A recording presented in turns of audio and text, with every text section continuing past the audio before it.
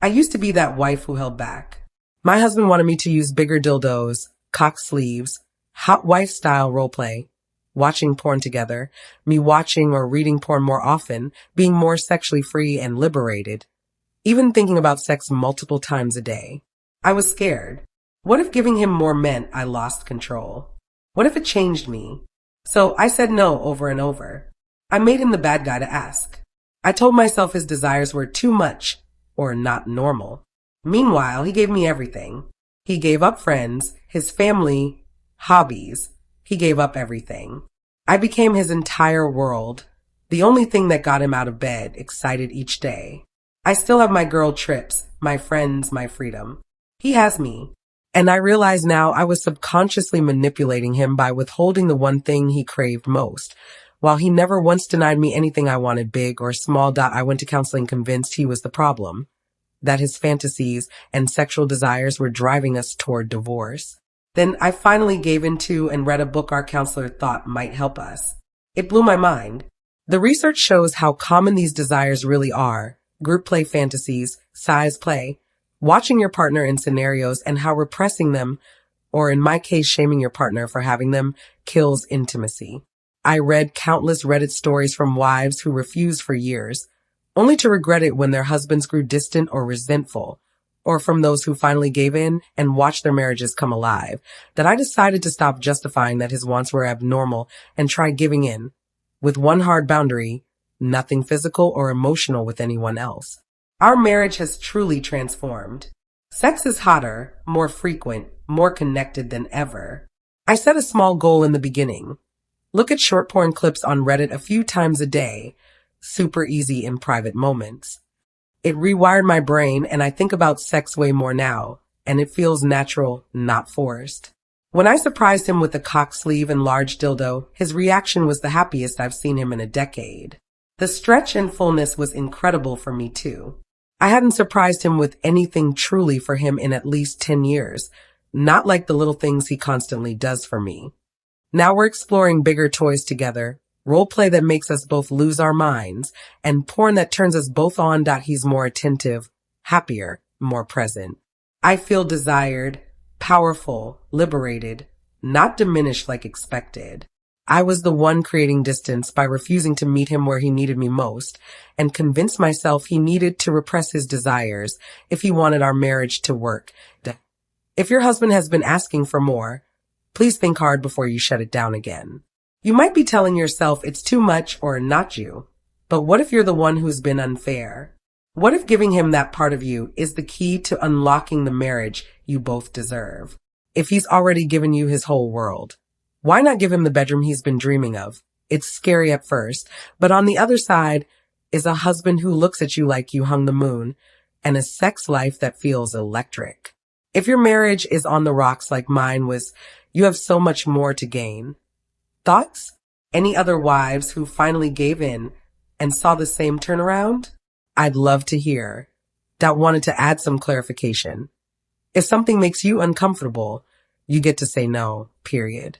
No one should feel forced or guilt into anything sexual.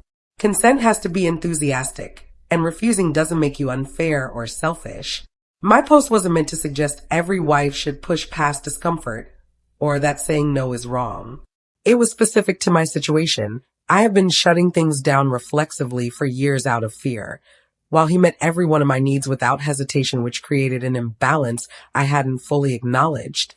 But let's talk deeper about the sex education side of this, because my story isn't universal and consent in long-term marriages has important nuances. First, the fantasies my husband had, wanting bigger toys, cock sleeves for size play, hot wife-style role play, watching porn together, and me being more sexually liberated, are surprisingly common. Research shows that a large percentage of men fantasize about watching their partner with someone else, group sex scenarios, or size-related play. Studies like Justin Lemmeller's Tell Me What You Want found that around 45 to 58% of straight men have had cuckold or hot wife fantasies at some point. Group sex is one of the top fantasies for both men and women. These desires don't automatically mean someone wants them in real life. Many stay as fantasy fuel, but repressing or shaming them for years can create real distance and resentment in a marriage. On the flip side, sexual repression, and repeated withholding of intimacy, especially when it feels like punishment or control, can slowly erode connection. It often leads to emotional detachment, lowered self-esteem for the partner whose desires are shut down, and built-up resentment that spills into other areas of the relationship. I was doing that unintentionally, reflexively saying no out of fear instead of curiosity or honest conversation. That created an imbalance because he was meeting all my needs while I wasn't even willing to explore his. Here's the key nuance on consent in marriage. Enthusiastic consent is non-negotiable, always. Marriage doesn't give anyone automatic rights to your body. Consent must be ongoing, freely given, and enthusiastic, not just a reluctant, okay, or I guess. You can say no at any time, for any reason, without guilt or explanation. Refusing doesn't make you selfish or unfair. If something feels uncomfortable, scary, or simply not for you, that boundary is valid and must be respected at the same time. Habitually shutting down your partner's desires without discussion, especially in a one-sided relationship where one person gives everything and the other withholds the one thing they crave, can become its own form of emotional manipulation, even if unintentional. It creates distance, kills erotic connection, and can make your partner feel unloved or undesirable in their core sexuality. Healthy exploration looks like this. Talk outside the bedroom first. Choose a calm, non-sexual moment to discuss desires openly. Use tools like a yes/no/maybe list for kinks, toys, roleplay, or porn. Rate things on a scale of 1 to 10 for excitement so you can find middle ground without pressure. Start small and build. I began with something easy and low stakes. Watching short porn clips a few times a day in private. It helped rewire my brain toward thinking about sex more naturally and increased my own desire.